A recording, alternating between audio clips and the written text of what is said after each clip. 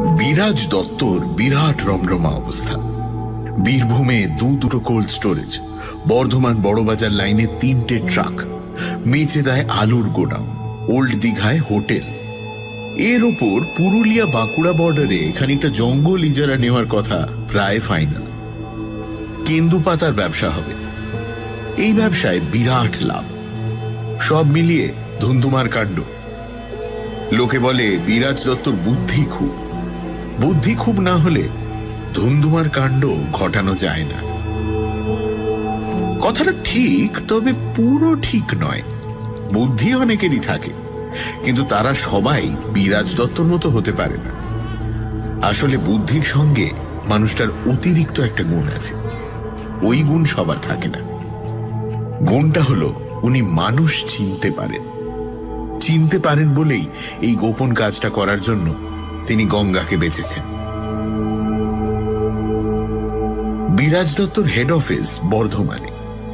গঙ্গা সেই অফিসের একজন নিচু তলার কর্মী। ঠান্ডা টাইপের ছেলে, বুদ্ধিশুদ্ধি বেশি কিছু নেই, বরং কমের দিকেই। অফিসে তার নির্দিষ্ট কোনো পোস্ট নেই। পিয়ন নয়, আবার অনেকটা পিয়নের মতো। এখানে ওখানে ফাইল টাইল চিঠিপত্র দেওয়া নেওয়া করে, ভাই ফরমাস খাটে।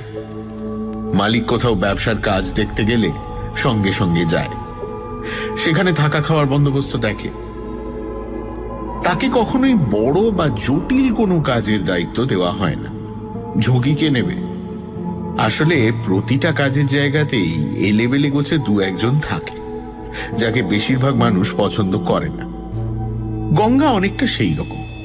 কেউ বলে এই ছেলে একটা বোঝা, ওর বদলে চালাক চতুর চটপটে কাউকে রাখলে অফিসে সুবিধে হতো।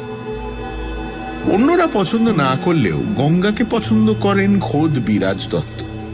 মুখে বলেন না, তবে মনে মনে জানে। মানুষ চেনার ক্ষমতায় তিনি বুঝতে পারেন তার এই সামান্য কর্মচারীটি বোকাশোকা হতে পারে, কিন্তু গুণ আছে। ছেলেটার লোভ নেই, সেই সঙ্গে খুবই অনুগত। দুটোই খুব গুরুত্বপূর্ণ। তিনি যা বলবেন এই ছেলে তাই করবে। অন্য কর্মচারীরাও করবে, কিন্তু তারা করবে চাকরি বাঁচানোর জন্য, অথবা আরো যদি উন্নতি হয় সেই লোভে। গঙ্গা করবে নিঃস্বার্থভাবে। এক শনিবার বিকেলে বিরাজ দত্ত গঙ্গাকে নিজের ঘরে ডেকে পাঠালেন। তোমায় একটা কাজ করতে হবে গঙ্গা। বলুন স্যার। কথা হচ্ছে, উত্তর দিঘিতে আমার দূর সম্পর্কের এক দিদি থাকেন। একটা সময় যেন আমাদের অবস্থা খুব খারাপ ছিল। তখন আমি স্কুলে পড়ি। বাবা মা দুজনেই দুম করে মারা গেলেন। থাকা খাওয়ার কোনো জায়গা ছিল না। এই দিদি তখন আমাকে কিছুদিন তার কাছে রেখেছিলেন। পরে যোগাযোগ ছিঁড়ে যায়, সে আলাদা ব্যাপার। কিন্তু খবর পেয়েছি সেই দিদির মেয়ের বিয়ে, টাকা পয়সার খুব টানাটানি। আমি তাকে কিছু টাকা পাঠাতে চাই, এই ধরো 30,000 টাকার মতো। আমি নিজে গিয়ে দিয়ে আসতেই পারতাম, কিন্তু সেই সময় আমার নেই। আবার দিদিকে টাকা নেবার জন্য এখানে ডেকে পাঠানো মানে অপমান করা। আমি অন্য কারো হাত দিয়ে টাকাটা পাঠাতেই পারতাম, কিন্তু সেটা চাইছি না। তাহলে কথাটা 5 কান হয়ে যাবে। আর একবার যদি জানাজানি হয়ে যায় যে আমি টাকা দিয়ে সাহায্য করছি, তাহলে সবাই এসে টাকা চাইবে, অফিসের সামনে লাইন পড়ে যাবে। তাই আমি চাই বিষয়টা গোপন থাকুক। আমার কোনো কর্মচারী, আত্মীয় স্বজন কেউ জানবে না। তুমি পারবে কাজটা করতে? আগে আপনি হুকুম করলে অবশ্যই পারবো। বিরাজ দত্ত উঠে গিয়ে আলমারি থেকে কাগজে মোড়া টাকার বান্ডিল বের করে গঙ্গার হাতে দিলেন। শোনো, এটা একটা ব্যাগে ভরে রাখো, হ্যাঁ? সাবধানে রাখবে। আচ্ছা, তাহলে স্যার কাল সকালের বাসে রওনা হয়ে যাই? হ্যাঁ, কালই রওনা হবে, তবে বাসে নয়, গাড়িতে। সকাল সকাল বেরিয়ে পড়বে আর সন্ধ্যের মধ্যে ধরো পৌঁছে যাবে। একটা রাত দিদির ওখানে থেকে পরশু ফিরে আসবে। আর যদি চাও নাও থাকতে পারো। রাতেই আবার ফেরার জন্য তাহলে রওনা দিয়ে দিও। গাড়ি? স্যার আমি বাসেই চলে যেতে পারবো। আমি যা বলছি সেটাই করবে। অতগুলো টাকা নিয়ে বাসে যাওয়া ঠিক হবে না। তবে চেনা জানা কোনো গাড়ি নেবে না, বাইরে থেকে ভাড়া করে নেবে। তাহলে এখানে কেউ কিছু জানতে পারবে না। গঙ্গা পরদিন ভোরে স্ট্যান্ড থেকে গাড়ি ভাড়া করল। ইচ্ছে করলে চেনা জানা কারোর গাড়ি নিতে পারত। এখানকার কিছু ভাড়া খাটা গাড়ির মালিক ড্রাইভারকে এসে চেনে, কিন্তু তা সে করল না। ঘটনা গোপন রাখার হুকুম আছে, চেনাদের সঙ্গে কোনো কারবার চলবে না। অচেনা একজন ড্রাইভারের সঙ্গে দরদাম ঠিক করে তার গাড়িতে উঠে বসল গঙ্গা। গাড়ি খুবই ফিটফাট, সাদা রঙের অ্যাম্বাসেডর। মনে হচ্ছে মাত্র বছর খানেক হলো কেনা হয়েছে। গঙ্গার মনে উত্তেজনা দুটো কারণে। এক, বহু বছর পর সে একটা গুরুত্বপূর্ণ কাজ পেয়েছে।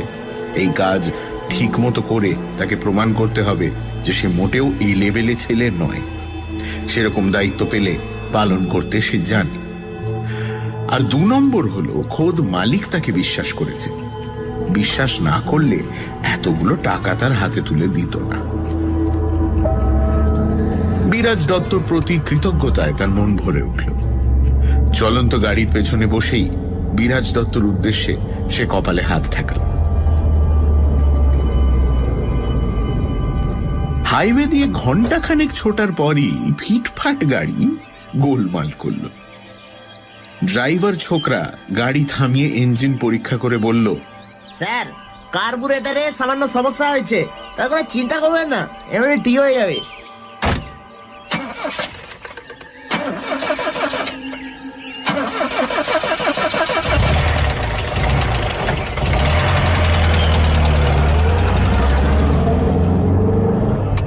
সত্যি সত্যি খুব তাড়াতাড়ি গাড়ি ঠিক হয়ে গেল এবং আবার ছুটতে শুরু করলো। গঙ্গা বলল, ভাই, ও ভাই, আর একটু জোরে চালাও ভাই, সন্ধ্যের মধ্যে পৌঁছতে হবে। হ্যাঁ, একটু জোরে, একটু জোরে। তার চিন্তা টাকা নিয়ে। দিনের আলো থাকতে থাকতে টাকাগুলো হাতে তুলে দিতে পারলে নিশ্চিন্ত। ড্রাইভার স্পিড বাড়ালো। না, অচেনা হলেও ড্রাইভার ছেলের হাত পাকা। 2টো বাস একটা ট্রাককে নিখুঁতভাবে ওভারটেক করলো হর্ন না বাজিয়েই। গঙ্গা সিটে মাথা এলিয়ে চোখ বুঝল। এবার একটু ঘুমিয়ে নেওয়া যেতে পারে। না, ঘুমিয়ে নেওয়া গেল না। একটু পরেই গাড়ি আবার গোলমাল করল। এবার গোলমাল বড়। Brake fail.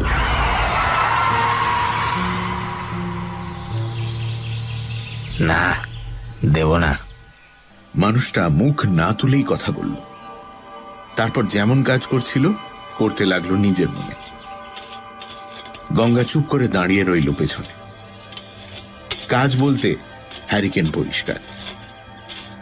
পেছনে দাঁড়িয়ে থেকেই গঙ্গা দেখতে পেল হ্যারিকেন জং ধরা।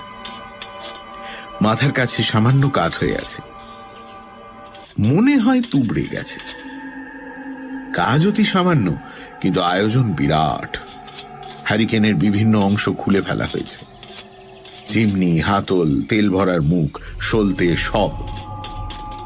সামনে ছড়ানো নানান ধরনের কাপড়ের টুকরো। সেগুলো দিয়ে অতি যত্নে ঘষা মাজা চলছে। এত যত্ন দেখে গঙ্গার অবাক লাগল। জিনিসটা যেন সামান্য হ্যারিকেন নয়, তার থেকে অনেক দামি কিছু। গঙ্গা গলা খাঁকড়ালো। বলছিলাম যে এক রাতের ব্যাপার, একটু দেখুন না প্লিজ। হ্যাঁ, দেখুন না, দেখুন, একটু একটু দয়া করে। হ্যাঁ। লোকটা এবার কোনো জবাব দিল না। সম্ভবত শুনতে পেল না, অথবা শুনতে পেলেও তাচ্ছিল্য করল। হাতের কাপড় হ্যারিকেনের গায়ে বোলাতে লাগলো আগের মতো। লোকটার বয়স বেশি নয়, মাঝারি হবে, 40-42। কয়েক বছর কম বেশি হতে পারে।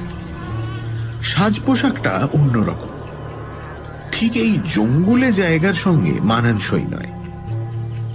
পাড়াগাঁয়ের মানুষ সাধারণত পাজামা পরে না, লুঙ্গি পরে। এই লোক পাজামা পরেছে।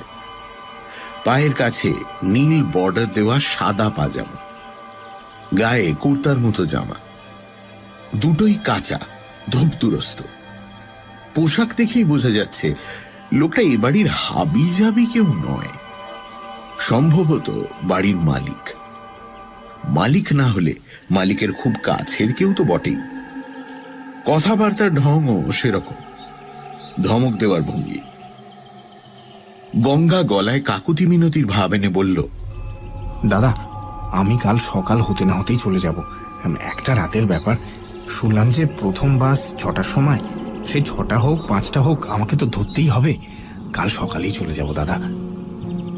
এবারও কোনো উত্তর নেই। আচ্ছা, সমস্যা তো। গঙ্গা কি করবে ঠিক বুঝতে পারছে না। লোকটার চেহারা ভারীর দিকে, ঘাড় পর্যন্ত লম্বা চুল। সেই চুলে পাক ধরেনি, ধরলেও চট করে চোখে পড়ছে না। শুধু উবু হয়ে বসার মধ্যে একটা বুড়োটে বুড়োটে ভাব। মাথা দুটো হাঁটুর মধ্যে খানিকটা ঢোকানো, একটু দুলছেও। মাথা দোলা বেশি বয়সের লক্ষণ। মানুষটার বয়স তো বেশি নয়, তবু মাথা দুলছে কেন? গঙ্গা বলল, সত্যি বলছি দাদা, ঠিক ঠিক একটা রাতের ব্যাপার। আজকের রাতটুকু একটু দেখুন, একটু দেখুন। লোকটা এবার একটু নড়ল, তারপর একইভাবে মুখ না তুলে কাটা গলায় বলল, আমি কি বললাম আপনি মনে হয় শুনতে পাননি। বললাম তো আমি ঘর ভাড়া দিই না। একটা রাত কেন, 1 ঘন্টার জন্য ভাড়া দিই না। কেন দেন না জানতে পারি কি? না, জানতে পারেন না। লোকটা বিরক্ত হচ্ছে। হোক বিরক্ত। গঙ্গার এখন খুশি বিরক্তি কোনোটাই গায়ে মাখার অবস্থা নেই। একটু পরেই সন্ধে নামবে। তার আগে কোনো একটা ব্যবস্থা না হলে বিরাট ঝামেলা। এই অচেনা অজানা শুনশান জঙ্গলে জায়গায় কোথায় রাত কাটাবে তা নিয়ে সে মোটেও চিন্তিত নয়। সে যেখানে খুশি থাকতে পারবে। গাছের তলাতে শুতে সমস্যা নেই, মাঠের ওপর থাকতে সমস্যা নেই। বাস যেখানে নামিয়ে দিল সেই বড় রাস্তার উপরে একটাই মাত্র ঝুপড়ি, চায়ের দোকানের মতো। চাইলে সেখানেও থাকা যায়, কিন্তু সঙ্গে যে টাকা আছে। টাকা নিয়ে গাছের তলায়, মাঠে বা রাস্তার ধারে থাকা যায় না। একটা ঘর লাগবেই, তাতে দরজা লাগবে। সেই দরজায় যেন ছিটকিনি খিল থাকে। বিরাজ দত্ত বলে দিয়েছে সাবধানে থাকতে হবে। কাঁধে ঝোলানো চামড়ার ব্যাগটা সামনে এনে পেটের কাছে চেপে ধরল গঙ্গা। ঘরের জন্য চেষ্টা চালাতেই, অন্য কোথাও যে যাবে সে উপায় নেই। দাদা দাদা, আপনি ঘর না দিলে বিরাট সমস্যায় পড়ে যাব দাদা। আসলে ঘর লাগার কথা ছিল না। বর্ধমান থেকে সরাসরি গাড়িতেই আসছিলাম। মাঝপথে যে এরকম বিপদে পড়ব বুঝতে পারিনি দাদা। বর্ধমান পেরোতে না পেরোতে গাড়ি গেল বিগড়ে। হ্যারিকেন থেকে চোখ না সরিয়েই রাগী গলায় লোকটা বলল, আমাকে এত সব কথা বলছেন কেন? আমি কি শুনতে চেয়েছি? না, সে শুনতে চাননি, তবু বলছি। মানে যদি আমার সমস্যাটা একটু বুঝতে পারেন, আমার মনে হচ্ছে আপনি পারবেন, আপনি বুঝতে পারবেন। গাড়ি থেমে যাওয়ার পর ড্রাইভার পরীক্ষা টরীক্ষা করে বলল কার্বোরেটরের সমস্যা হয়েছে। ড্রাইভার ছোকরাটি কাজের, সেই সমস্যা সারিয়ে গাড়ি চালু করলো খুব তাড়াতাড়ি। তারপর জোরেই ছুটছিলাম। কিছুক্ষণ যাওয়ার পর আবার সমস্যা। এবার বড় ঘটনা, একেবারে ব্রেক ফেল। আমি আর দেরি করিনি, ওখান থেকেই বাস ধরলাম। কন্ডাক্টর বলল বাস উত্তর দিকে যাবে না। আমি বললাম যতদূর যায় ততটা যাব, সেখান থেকে না হয় উত্তর দিঘির বাস ধরা যাবে। তা সেই বাসও গোলমাল করলো। বাসে নয়, গোলমাল করলো পথে। কোথায় যেন অবরোধ টবরোধ ছিল। সব মিলিয়ে 3.5 ঘন্টা লেট হয়ে গেলাম। সেই বাস এখানে নামিয়ে দিয়ে গেল ঘুরে। বলল এখান থেকেই উত্তর দিঘির বাস পাওয়া যাবে। হ্যারিকেনের চিমনির ভেতর কাপড় ঢুকিয়ে আলগোছে হাত ঘোরাতে লাগলো লোকটা। থমথমে গলায় বলল, উত্তর দিঘির বাস ধরে চলে গেলেই তো পারতেন। আমি তো আপনাকে সমস্যায় ফেলিনি। গঙ্গা স্বস্তি বোধ করল। এতক্ষণে মনে হচ্ছে ম্যানেজ করা গেলেও যেতে পারে, তবে লোকটা মুখ ঘোরালে আরো সুবিধে হতো। চোখের দিকে তাকিয়ে কথা বলা যেত। চোখের দিকে তাকালে মানুষের মনকে প্রভাবিত করতে সুবিধে হয়। লোকটাও হয়তো তার মুখ দেখে ঘর দেওয়ার গুরুত্ব বুঝতে পারত। গঙ্গা নতুন উদ্যমে শুরু করলো। ছি ছি ছি, এ বাবা, আপনি কেন সমস্যায় ফেলবেন? আরে গাড়িটা ব্রেক ফেল না করলে।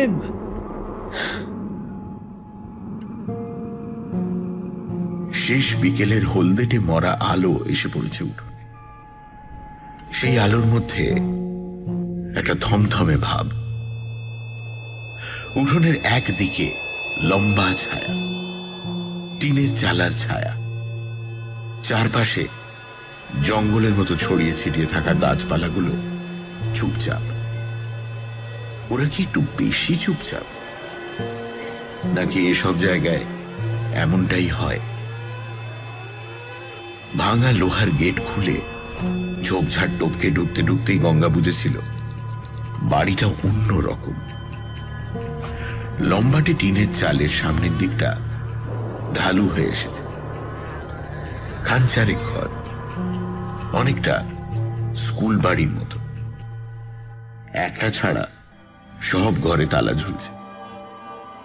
যদিও এটা কোনো স্কুল বাড়ি নয়, এটা একটা বাতিল হয়ে যাওয়া হেলথ সেন্টার, বাংলায় যাকে বলে স্বাস্থ্য কেন্দ্র। বহু বছরের পুরনো, মিশনারিরা বানিয়েছিল। এই দুর্গম জায়গায় চিকিৎসার কোনো বন্দোবস্ত ছিল না। তখন এখানে কিছু লোকজন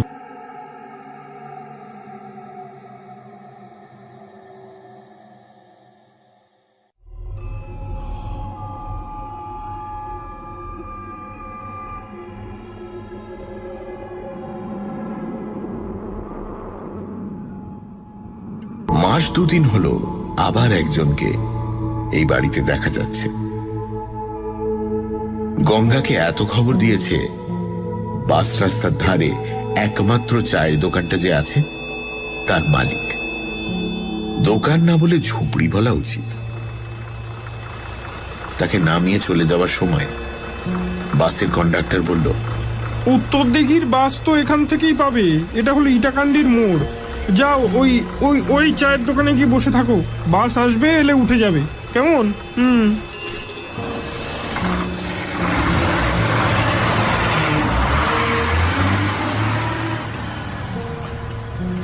ঝুপড়ি চায়ের দোকানে ঢুকে চা চাইতে দোকানদার বলল, চা হবে না, এখানে আর লোকজন নেই, সে দোকান বন্ধ করে চলে যাবে। গঙ্গা আঁতকে উঠল। তাহলে উত্তর দিঘির বাস তাও চলে গেছে। কাল সকালের আগে কিচ্ছু নেই। মাথায় বাজ পড়ল গঙ্গার। এখন উপায়? এতগুলো টাকা সঙ্গে। দোকানদার ঠান্ডা গলায় জানালো, এই ইটাকান্ডি জায়গাটা মোটেও ভালো নয়। আশেপাশে 3 কিলোমিটারের মধ্যে কোনো ঘর বাড়ি নেই। খানিকটা জঙ্গল, খানিকটা রুক্ষ জমি। পুরনো দিনের ভেঙে পড়া দু একটা বাড়ি টাড়ি পাওয়া যেতে পারে। সেখানে দরজা জানলা কিচ্ছু নেই। সাপ বাদুড়ের রাস্তা না। এলাকাটাও খারাপ, ডাকাতের উপদ্রব। কেউ ভুল করে চলে এলে সব খুইয়ে যেতে হয়। গঙ্গা পড়ল ভীষণ চিন্তায়। সে একা থাকতে পারে, কিন্তু এতগুলো টাকা নিয়ে ভাঙা বাড়িতে থাকা যাবে না। দোকানদারকে সে অনুরোধ করলো তার বাড়িতে যাওয়া যাবে কিনা। দোকানদার বলল সে আজ নিজের বাড়ি যাবে না, মুকুন্দপুরে শ্বশুর বাড়ি যাবে। গঙ্গা যদি চায় তার সঙ্গে যেতে পারে, তবে মুকুন্দপুর হলো উত্তর দিঘির উল্টো পথে। বাসও এখান থেকে পাওয়া যাবে না। 2 কিলোমিটার সাইকেলে যেতে হবে। সাইকেল জমা রেখে বাস ধরতে হবে। গঙ্গা রাজি হয়নি। রাজি হলে চলবে কি করে? উত্তর দিঘি থেকে আরো দূরে সরে যাবে সে। তখন দোকানদারই এই বাড়ির সন্ধান দিল। মাইলখানে হাঁটলে একটা বাড়ি পাবে। ঠিক বাড়ি নয়, পুরনো হাসপাতাল। ওই তোমরা যাকে বলো হেলথ সেন্টার, সেসব অনেকদিন আগে উঠে গেছে অবশ্য। বাড়িটা বহু বছর ফাঁকাই পড়ে আছে। শুনেছি কে নাকি ওখানে এসে উঠে হচ্ছে। তা বাড়িটা কিনেছে না নিজে থেকে দখল নিয়েছে কে জানে। তবে তোমার যখন বাড়িতে থাকার এতই দরকার, একবার চেষ্টা করে দেখতে পারো। একটা রাতেরই তো মামলা। তবে তবে কি? শুনেছি সে লোকের নাকি গোলমাল আছে, সহজে কেউ ওদিকে যায় টায় না, বাড়িটা এড়িয়েই চলে। পুরনো হাসপাতাল তো, কত লোকে ওখানে মরেছে টরেছে। লোকে বলে তারা নাকি এখনো ওই বাড়িতেই আছে, ঘুরঘুর করে। যে লোকটা ওই বাড়িটা দখল নিয়েছে তাকে নিয়েও তো সন্দেহ। গঙ্গা হেসে বলল,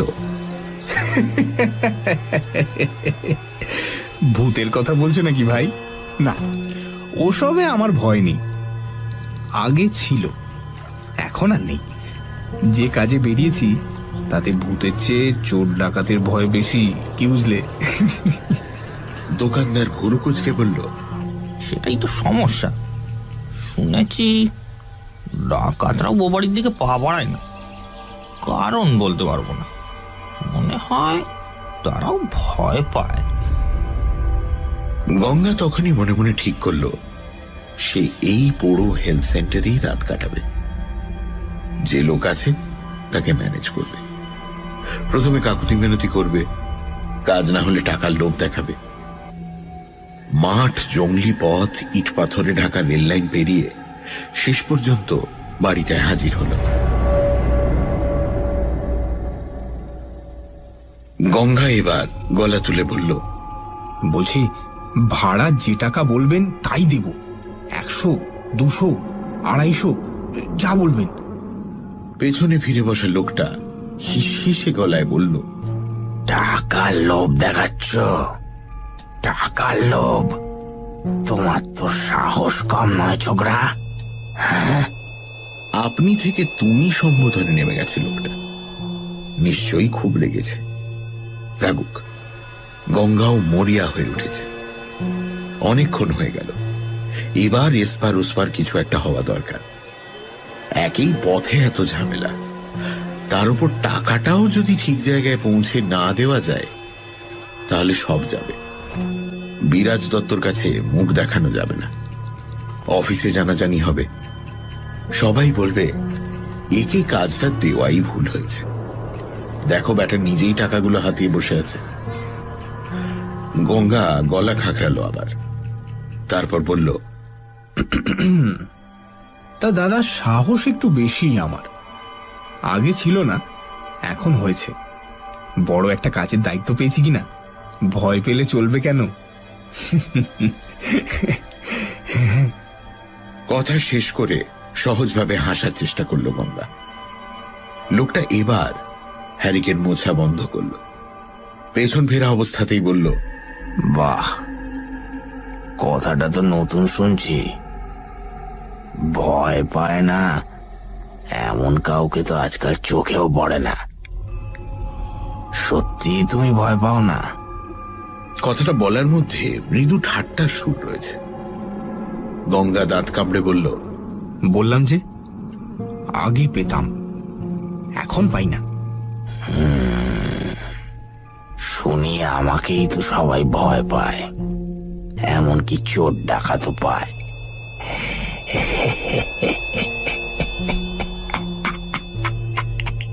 লোকটা খোনা গলায় হাসল। কেন? গঙ্গা গল্প জমানোর চেষ্টা করে, কিন্তু সে নিশ্চিন্ত লোকটাকে ম্যানেজ করা হয়ে গেছে। নইলে রাগ বিরক্তি থেকে সরে গিয়ে এভাবে সে হাসত না। এবার ঘর খুলে দেবে। হালকা অন্ধকার ঝুঁকে পড়েছে বাড়িটার উপর, সবকিছুই ছায়া ছায়া লাগছে। উবু হয়ে বসা লোকটাকে। কেন আমাকে ভয় পায় আমি ঠিক জানি না, তবে শুনেছি ওরা বলে আমি নাকি মরা মানুষদের সঙ্গে থাকি। গঙ্গা আওয়াজ করে হেসে উঠল। মরা মানুষ। লোকটা হ্যারিকেনে চিমনি লাগাতে লাগাতে স্বাভাবিক গলায় বলল,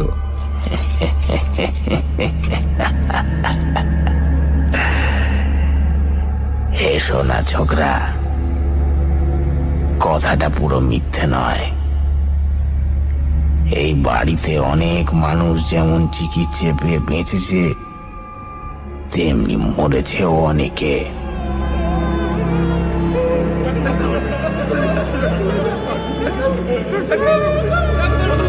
অসুখ বিসুখে তো মরতেই হয়।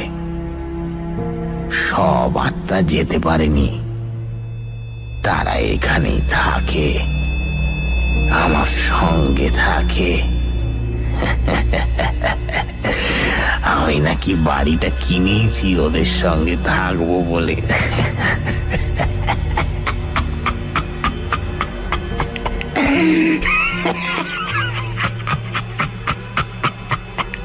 গঙ্গা হাসল, বলল,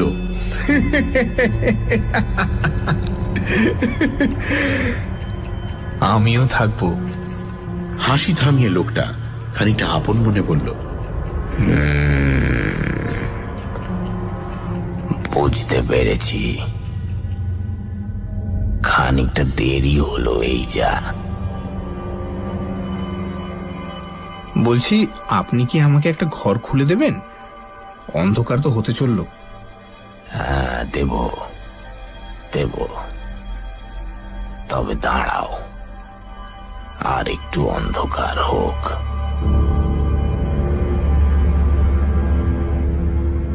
আরো কিছুটা সময় চুপ করে দাঁড়িয়ে রইল গঙ্গা। অন্য কেউ হলে গা ছমছম করত, গঙ্গার করছে না। দুহাত দিয়ে বুকের ওপর সে টাকা ভর্তি ব্যাগটা চেপে ধরে আছে। গা ছমছম করার সুযোগ কোথায় তার? যত তাড়াতাড়ি সম্ভব ঘরে ঢুকে খিল দিতে হবে।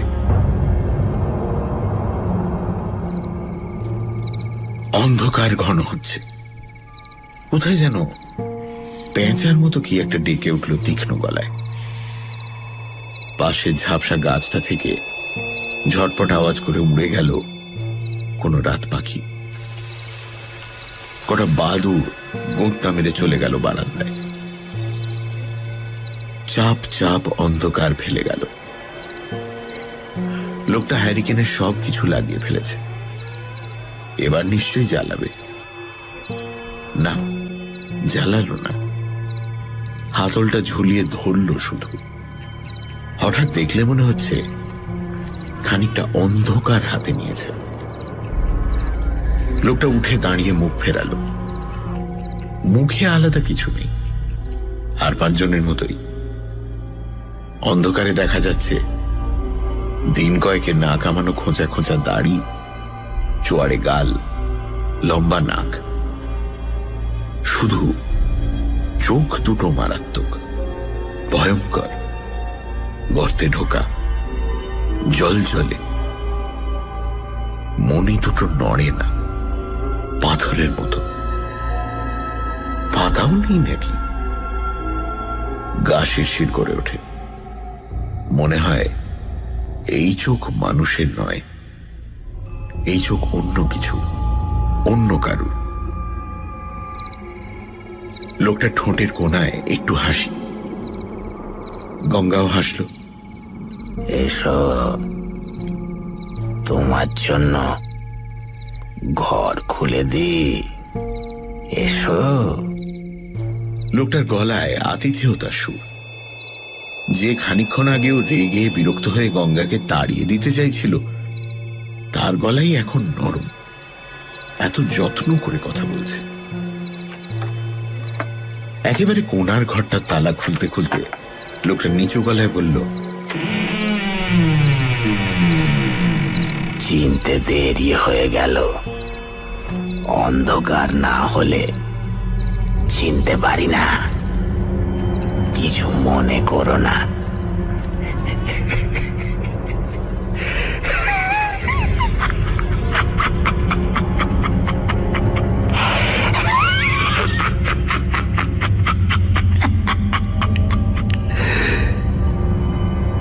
কথাটা হেঁয়ালির মতো শোনালেও গঙ্গা বিড়বিড় করে বলল, ও কিছু না, ঠিক আছে।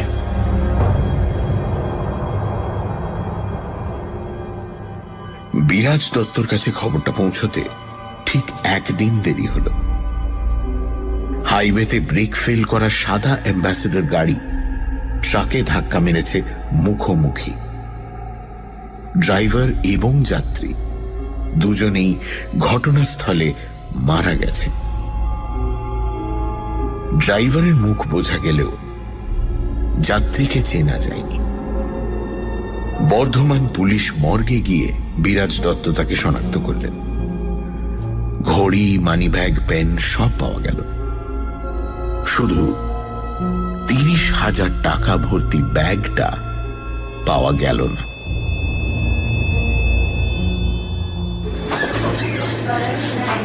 অফিসে ফিরে আসার ঘণ্টাখানেকের মধ্যে উত্তর দিঘি থেকে বিরাজ দত্তর কাছে ফোন এলো। ফোন করেছে তার দূর সম্পর্কের দিদি।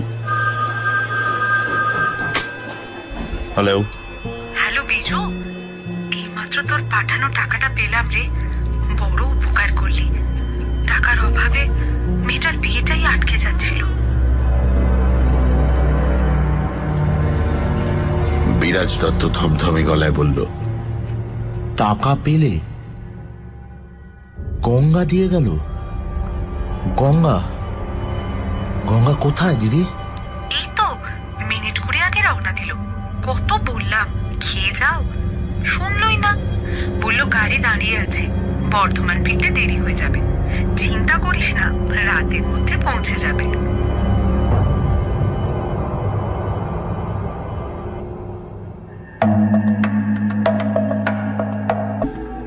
বুদ্ধি খুব না হলে ধুমধুমার কাণ্ড ঘটানো যায় না। কথাটা ঠিক, তবে পুরো ঠিক নয়। বুদ্ধি অনেকেরই থাকে, কিন্তু তারা সবাই বিরাজ দত্তর মতো হতে পারে না। আসলে বুদ্ধির সঙ্গে মানুষটার অতিরিক্ত একটা গুণ আছে। ওই গুণ সবার থাকে না। গুণটা হলো উনি মানুষ চিনতে পারেন। চিনতে পারেন বলেই এই গোপন কাজটা করার জন্য তিনি গঙ্গাকে বেঁচেছেন। বিরাজ দত্তর হেড অফিস বর্ধমানে। গঙ্গা সেই অফিসের একজন নিচু তলার কর্মী। ঠান্ডা টাইপের ছেলে, বুদ্ধিশুদ্ধি বেশি কিছু নেই, বরং কমের দিকেই। অফিসে তার নির্দিষ্ট কোনো পোস্ট নেই। পিয়ন নয়, আবার অনেকটা পিয়নের মতো। এখানে ওখানে ফাইল টাইল চিঠিপত্র দেওয়া নেওয়া করে, ভাই ফরমাস খাটে। মালিক কোথাও ব্যবসার কাজ দেখতে গেলে সঙ্গে সঙ্গে যায়, সেখানে থাকা খাওয়ার বন্দোবস্ত দেখে। তাকে কখনোই বড় বা জটিল কোনো কাজের দায়িত্ব দেওয়া হয় না। ঝুঁকি কে নেবে? আসলে প্রতিটা কাজের জায়গাতেই এলেবেলে গোছে 2-1 থাকে, যাকে বেশিরভাগ মানুষ পছন্দ করে না। গঙ্গা অনেকটা সেই রকম। কেউ কেউ বলে এই ছেলে একটা বোঝা, ওর বদলে চালাক চতুর চটপটে কাউকে রাখলে অফিসে সুবিধে হতো। অন্যরা পছন্দ না করলেও গঙ্গাকে পছন্দ করেন খোদ বিরাজ দত্ত। মুখে বলেন না, তবে মনে মনে জানে। মানুষ চেনার ক্ষমতায় তিনি বুঝতে পারেন তার এই সামান্য কর্মচারীটি বোকাশোকা হতে পারে, কিন্তু গুণ আছে। ছেলেটার লোভ নেই, সেই সঙ্গে খুবই অনুগত। দুটোই খুব গুরুত্বপূর্ণ। তিনি যা বলবেন এই ছেলে তাই করবে। অন্য কর্মচারীরাও করবে, কিন্তু তারা করবে চাকরি বাঁচানোর জন্য, অথবা আরো যদি উন্নতি হয় সেই লোভে। গঙ্গা করবে নিঃস্বার্থভাবে। এক শনিবার বিকেলে বিরাজ দত্ত গঙ্গাকে নিজের ঘরে ডেকে পাঠালেন। তোমায় একটা কাজ করতে হবে গঙ্গা। বলুন স্যার। কথা হচ্ছে, উত্তর দিঘিতে আমার দূর সম্পর্কের এক দিদি থাকেন। একটা সময় যেন আমাদের অবস্থা খুব খারাপ ছিল। তখন আমি স্কুলে পড়ি। বিভিন্ন অংশ খুলে ফেলা হয়েছে, চিমনি, হাতল, তেল ভরার মুখ, সলতে সব। সামনে ছড়ানো নানান ধরনের কাপড়ের টুকরো, সেগুলো দিয়ে অতি যত্নে ঘষা মাজা চলছে। এত যত্ন দেখে গঙ্গার অবাক লাগল। জিনিসটা যেন সামান্য হ্যারিকেন নয়, তার থেকে অনেক দামি কিছু। গঙ্গা গলা খাঁকড়ালো। বলছিলাম যে এক রাতের ব্যাপার, একটু দেখুন না প্লিজ। হ্যাঁ দেখুন না, দেখুন একটু একটু দয়া করে। হ্যাঁ। লোকটা এবার কোনো জবাব দিল না। সম্ভবত শুনতে পেল না, অথবা শুনতে পেলেও তাচ্ছিল্য করল। হাতের কাপড় হ্যারিকেনের গায়ে বোলাতে লাগলো আগের মতো। লোকটার বয়স বেশি নয়, মাঝারি হবে, 40-42, কয়েক বছর কম বেশি হতে পারে। সাজ পোশাকটা অন্যরকম, ঠিক এই জঙ্গলে জায়গার সঙ্গে মানানসই নয়। পাড়াগাঁয়ের মানুষ সাধারণত পাজামা পরে না, লুঙ্গি পরে। এই লোক পাজামা পরেছে, পায়ের কাছে নীল বর্ডার দেওয়া সাদা পাজামা, গায়ে কুর্তার মতো জামা, দুটোই কাঁচা, ধূপতুরস্ত। পোশাক দেখেই বোঝা যাচ্ছে লোকটা এ বাড়ির হাবি জাবি কেউ নয়, সম্ভবত বাড়ির মালিক। মালিক না হলে মালিকের খুব কাছের কেউ তো বটেই। কথাবার্তার ঢংও সেরকম, ধমক দেওয়ার ভঙ্গি। গঙ্গা গলায় কাকুতি মিনতির ভাব এনে বলল, দাদা, আমি কাল সকাল হতে না হতেই চলে যাব। একটা রাতের ব্যাপার, শুনলাম যে প্রথম বাস 6টার সময়। সে 6টা হোক 5টা হোক, আমাকে তো ধরতেই হবে। কাল সকালেই চলে যাব দাদা। এবারও কোনো উত্তর নেই। আচ্ছা, সমস্যা তো। গঙ্গা কি করবে ঠিক বুঝতে পারছে না। লোকটার চেহারা ভারীর দিকে, ঘাড় পর্যন্ত লম্বা চুল, সেই চুলে পাক ধরেনি, ধরলেও চট করে চোখে পড়ছে না। শুধু উবু হয়ে বসার মধ্যে একটা বুড়োটে বুড়োটে ভাব। মাথা দুটো হাঁটুর মধ্যে খানিকটা ঢোকানো, একটু দুলছেও। মাথা দোলা নয়, সেরকম দায়িত্ব পেলে পালন করতে সে জানে। আর 2 নম্বর হলো, খোদ মালিক তাকে বিশ্বাস করেছে। বিশ্বাস না করলে এতগুলো টাকা তার হাতে তুলে দিত না। বিরাজ দত্তর প্রতি কৃতজ্ঞতায় তার মন ভরে উঠল। চলন্ত গাড়ির পেছনে বসেই বিরাজ দত্তর উদ্দেশ্যে সে কপালে হাত ঠেকাল। হাইওয়ে দিয়ে ঘন্টাখানেক ছোটার পরই ফিটফাট গাড়ি গোলমাল করল। ড্রাইভার ছোকরা গাড়ি থামিয়ে ইঞ্জিন পরীক্ষা করে বলল, স্যার, কার্বুরেটারে সামান্য সমস্যা হয়েছে, তার কোনো চিন্তা করবেন না, এমনি ঠিক হয়ে যাবে।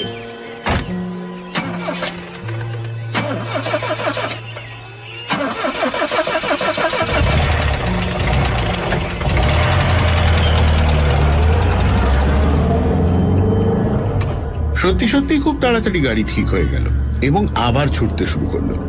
গঙ্গা বলল, ভাই, ও ভাই, আর একটু জোরে চালাও ভাই, সন্ধ্যের মধ্যে পৌঁছতে হবে। হ্যাঁ, একটু জোরে, একটু জোরে। তার চিন্তা টাকা নিয়ে। দিনের আলো থাকতে থাকতে টাকাগুলো হাতে তুলে দিতে পারলে নিশ্চিন্ত। ড্রাইভার স্পিড বাড়ালো। না, অচেনা হলেও ড্রাইভার ছেলের হাত পাকা। 2টো বাস একটা ট্রাককে নিখুঁতভাবে ওভারটেক করলো হর্ন না বাজিয়েই। গঙ্গা সিটে মাথা এলিয়ে চোখ বুঝল। এবার একটু ঘুমিয়ে নেওয়া যেতে পারে। না, ঘুমিয়ে নেওয়া গেল না। একটু পরেই গাড়ি আবার গোলমাল করল। এবার গোলমাল বড়। Brake fail.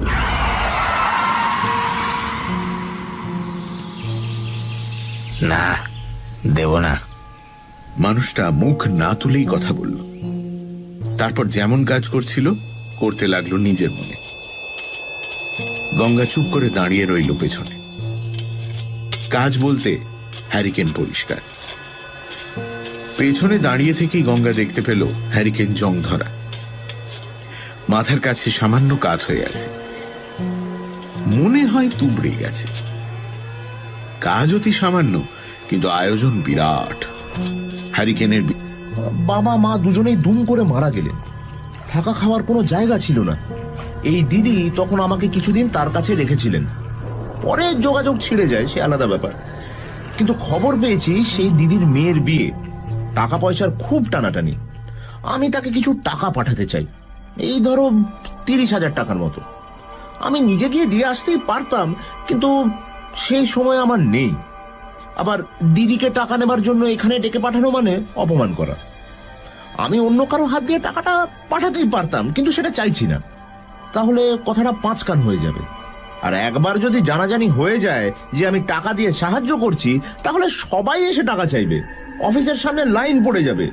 তাই আমি চাই বিষয়টা গোপন থাকুক। আমার কোনো কর্মচারী, আত্মীয় স্বজন কেউ জানবে না। তুমি পারবে কাজটা করতে? আগে আপনি হুকুম করলে অবশ্যই পারবো। বিরাজ দত্ত উঠে গিয়ে আলমারি থেকে কাগজে মোড়া টাকার বান্ডিল বের করে গঙ্গার হাতে দিলেন। শোনো, এটা একটা ব্যাগে ভরে রাখো, হ্যাঁ? সাবধানে রাখবে। আচ্ছা, তাহলে স্যার কাল সকালের বাসে রওনা হয়ে যাই? হ্যাঁ, কালই রওনা হবে, তবে বাসে নয়, গাড়িতে। সকাল সকাল বেরিয়ে পড়বে আর সন্ধ্যের মধ্যে ধরো পৌঁছে যাবে। একটা রাত দিদির ওখানে থেকে পরশু ফিরে আসবে। আর যদি চাও নাও থাকতে পারো, রাতেই আবার ফেরার জন্য তাহলে রওনা দিয়ে দিও। গাড়ি? স্যার আমি বাসেই চলে যেতে পারবো? আমি যা বলছি সেটাই করবে। অতগুলো টাকা নিয়ে বাসে যাওয়া ঠিক হবে না। তবে চেনা জানা কোনো গাড়ি নেবে না, বাইরে থেকে ভাড়া করে নেবে, তাহলে এখানে কেউ কিছু জানতে পারবে না। গঙ্গা পরদিন ভোরে স্ট্যান্ড থেকে গাড়ি ভাড়া করল। ইচ্ছে করলে চেনা জানা কারোর গাড়ি নিতে পারত। এখানকার কিছু ভাড়া খাটা গাড়ির মালিক ড্রাইভারকে এসে চেনে, কিন্তু তা সে করল না। ঘটনা গোপন রাখার হুকুম আছে। চেনাদের সঙ্গে কোনো কারবার চলবে না। অচেনা একজন ড্রাইভারের সঙ্গে দরদাম ঠিক করে তার গাড়িতে উঠে বসল গঙ্গা। গাড়ি খুবই ফিটফাট, সাদা রঙের অ্যাম্বাসেডর।